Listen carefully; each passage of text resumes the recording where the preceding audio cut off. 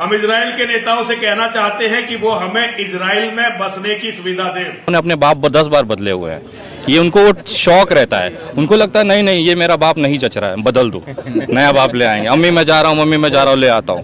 तो उन कुछ कर ही नहीं सकते हम। उनका रोज बाप बदलने वालों से वो नाम ही बदलेंगे और क्या कर सकते हैं वो। अस्सलाम वालेकुम, आदाब। मैं हूं खलील फरहाद और आप देख रहे हैं इस्लामिक रिमाइंडर टीवी। हमेशा की तरह आज भी हम आपके लिए लाए हैं एक और शानदार वीडियो। क्या है इस वीडियो में खास, आइए देखते हैं। अनुमति प्रदान करें, युद्ध काल में हम आपके साथ लड़ेंगे और जब युद्ध नहीं हो रहा होगा तब आपके देश के विकास और समृद्धि में योगदान देंगे।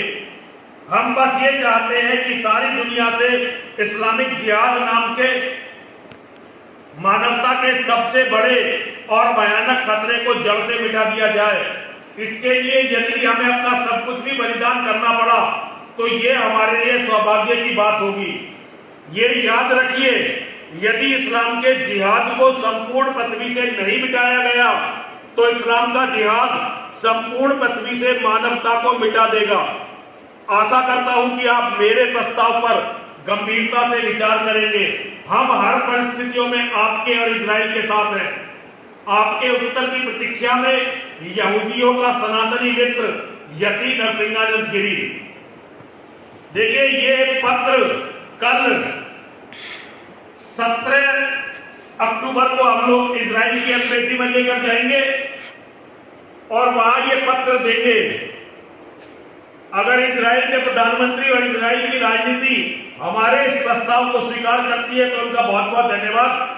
यदि वो हमारे प्रस्ताव को स्वीकार नहीं भी करते हैं तब भी हम हर परिस्थितियों में हर तरह से उनके साथ रहेंगे।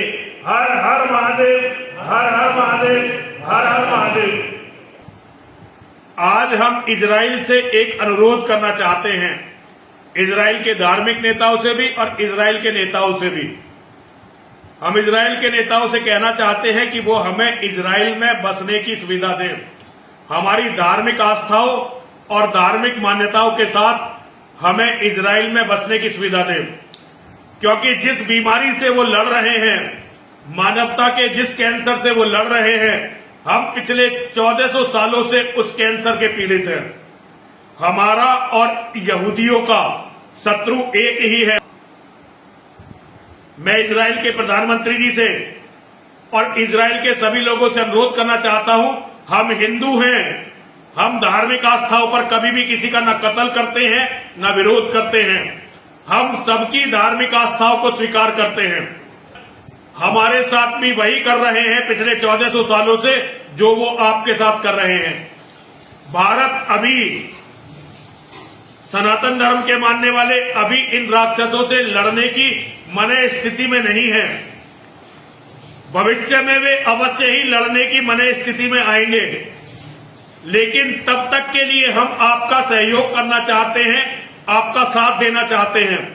हम सभी चाहते हैं, मैं और मेरे शिष्यगण लगभग हम 1000 की संख्या में इजराइल में बसना चाहते हैं। यदि आप हमें हमारी धार्मिक मान्यताओं के साथ इजराइल में बसने की अनुमति दें तो हम शांति के समय में अपने कार्य करेंगे और जब कभी भी युद्ध या आपातकाल होगा हम निःशुल्क बिना कोई धन लिए इजराइल की सरकार से हर युद्ध को आपके साथ लड़ेंगे और आपातकाल में आपके अनुसार, देश के अनुसार जो इजराइल के हित में होगा उस कार्य को करेंगे।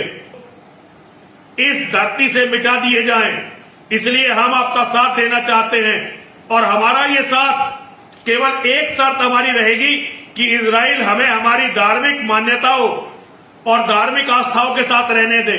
इसके अलावा हमारी कोई शर्त आपसे नहीं रहने वाली। जैसे आप चाहेंगे हम रहेंगे, आपके साथ लड़ेंगे और आपके साथ लड़ते हुए मानवता के लिए बलिदान देंगे। हमारे जो लोग लड़ाई में काम नहीं कर पाएंगे वो लोग सेवा का काम करेंगे। बीजेपी का देखिए रणनीति यही है, मुसलमानों को जिसने भी पीड़ा पहुंचाई वो बीजेपी के लिए हीरो है।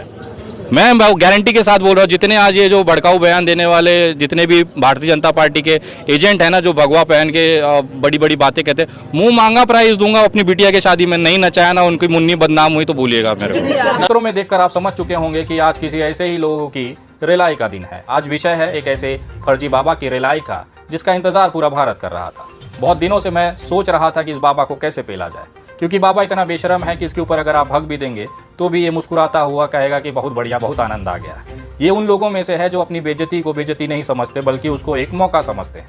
इसी के लिए बार बार ये वीडियो कैमरे पर आकर अपने मुंह से लघु शंका और दीर्घ शंका दोनों करते हैं। इस बाबा के बारे में जानने से पहले इसका नया वीडियो आपको देखना बहुत ज़रूरी है। जरा मैं बोलूँगा इस भोसड़ी वाले बाबा को कि आप आइए और दिखाइए। ओ बाबा, ओ भोसड़ी वाले बाबा, बकबे। में हिंदुओं के दिमाग से पॉलिटिक्स निकलती नहीं है। ये देश इसीलिए 1400 साल से इस्लाम का वो आतंक झेल रहा है क्योंकि हिंदू तो राजनीति में लगा रहता है और मुसलमान हिंदुओं को खाने में लगे रहते हैं। विंस्टन चर्चिल ने कहा था ना कि जितनी देर में हिंदू अपनी जुबान को लपलपाते हैं इतनी देर में मुसलमान अपनी तलवार पैनी कर लेते हैं। तो ये है नए नए भारत के नए ज्ञान चोदू बाबा। ये वो भोसड़ी वाला बाबा है जिसकी विवादित बयानों को लेकर, बकचोदियों को लेकर देश में हमेशा सरदर्द होता रहता है। इससे होता कुछ नहीं, आज तक अपनी जिंदगी में ये कुछ कर नहीं पाया है। मात्र 17 साल की उम्र में सीधी, जो कि मध्य प्रदेश का एक जिला है, वहां पर इसके परिवार के साथ ये रहता था। इसके माँ बाप इतने परेशान थे कि इस भोसड़ी वाले के पिछवाड़े ऐसी लात मारी कि इसको घर से निकाल दिया गया। निकलने के बाद जब ये दर दर भटक रहा था तो ये अयोध्या पहुंचा। अयोध्या पहुंचने के बाद लगातार ये देश में लोगों के सामने हाथ फैलाकर मांगता और खाता। इसे एक धंधा समझ में आ गया था कि अगर ये भगवा कलर और एक थोड़ा सा चंदन और टीका लगा ले तो शायद इसका जो कमाई है वो बढ़ जाएगा। इसी को देखते हुए उम्र के 44 साल तक ये कभी काशी, कभी अयोध्या, कभी मथुरा, कभी हरिद्वार भटकता रहा। गाजियाबाद के डासना मंदिर के यति नरसिंहानंद के धोती के अंदर जाके ये महाराज छुप गए। 27 दिनों तक ये यति नरसिंहानंद के धोती के अंदर जाकर समाये रहे और वहां पर छुपे रहे। संत समाज है वो इन जैसे चूती और फर्जी बाबाओं के पिछवाड़े लात मारकर भगाता है, लेकिन हमारे हिंदू समाज और सनातन समाज में कुछ ऐसे लोग हैं जो आज भी जाकर इसके तलवे और अंडवे सहलाते हैं और उसको समझ में आता है कि बहुत बड़े तपस्वी ज्ञानी है। न केवल इस नाम को कलंकित किया, उस भगवे को कलंकित किया, उस सनातन को कलंकित किया जिसका एक गौरवशाली इतिहास रहा है। मैं पूछना चाहता हूं उस तमाम मेरे भारत के सनातनी भाइयों से, मुसलमानों की नफरत में और राजनीति करने के चक्कर में ये फर्जी बाबा हमारे संत समाज और खास तौर पे अयोध्या को कलंकित कर रहा है। इस पर आप क्या कहना चाहते हैं कमेंट करके जरूर बताएं। आज आपके इसके अंदर की जो भूख है वो मैं दिखाना चाहता हूं। इसकी जो सबसे बड़ी भूख है वो है राजनीति। इन्होंने देखा योगी आदित्यनाथ जी इतने सालों से संघर्ष करने के बाद मुख्यमंत्री बन गए, तो मैं विधायक और सांसद तो बन ही सकता हूं। वो बाबा हैं जिनके अंदर राजनीति कूट कूट कर भरी हुई है। मुसलमानों के खिलाफ बोलना ताकि सनातनी और हिंदू भाइयों का एक जो तबका है जो मुसलमानों से नफरत करता है वो इनकी तरफ आकर्षित हो। इनका केवल इतना सा ही एजेंडा है। इंसान को भगवा पहनना, टीका लगाना, यहाँ तक कि सनातन का शब्द का अपने मुंह में इस्तेमाल करना भी इस शब्द को कलंकित करता है। मैं तमाम मेरे सनातनी भाइयों और खासतौर पर हिंदू समाज से निवेदन करूंगा क्योंकि अपने समाज में पल रहे ऐसे फर्जी लोगों को पहचानने की कोशिश करें। हो सकता है आसाराम की तरह ये भी इंसान आगे चलकर आपके सनातन धर्म की बच्चियों का बलात्कार करने में कोई भी कसर न छोड़े। हो सकता है नग्न तरीके से अपने बदन की मालिश कराकर, अपने असलेहों को तेल लगाकर उसको मजबूत कराने में ये कोई कसर न छोड़े। ये ऐसे ही भेड़िया हमारे समाज में भगवा कलर का कपड़ा पहने हुए, टीका लगाए हुए घूम रहे हैं जिन्हें आप भगवान और संत की उपाधि देते हैं, लेकिन वास्तविकता में इनके अंदर की जो राजनीतिक भूख है, आर्थिक भूख है और एक शारीरिक भूख है, उसके लिए ये सारा तामझाम ये करते हैं। मेरा काम है आप तमाम लोगों तक वास्तविकता पहुंच। तो कैसा लगा आपको आज का ये वीडियो? कमेंट बॉक्स में कमेंट करके ज़रूर बताइएगा और हाँ, हमारे चैनल को सब्सक्राइब, इस वीडियो को लाइक और शेयर ज़रूर करिए। मिलते हैं अगले वीडियो में। खुदा हाफिज़।